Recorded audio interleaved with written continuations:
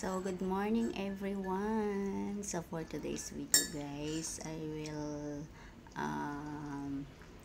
practice spooking tellers while having a coffee. So, uh, good morning everyone. So, I will show you how the Pinoy or Pinay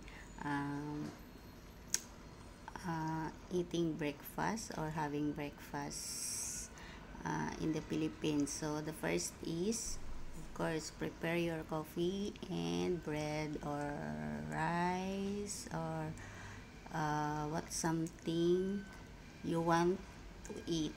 So for me now, I will show you how to eat uh,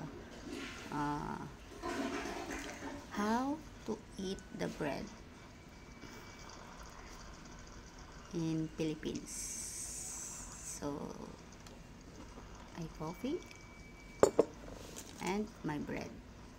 This is pandesal in Philippines. Yes. So the first tip is, of course, you sit down and then you can put your like this. Okay. So make like this. So this is the bread, the pandesal. So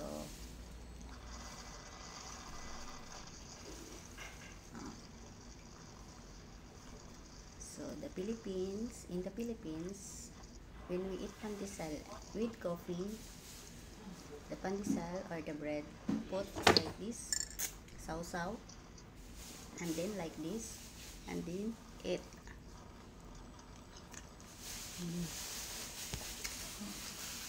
Yummy.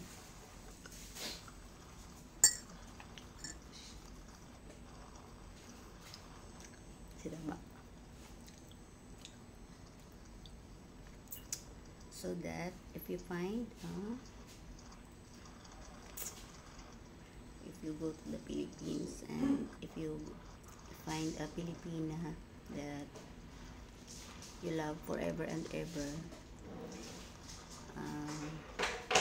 you have an idea how to eat breakfast.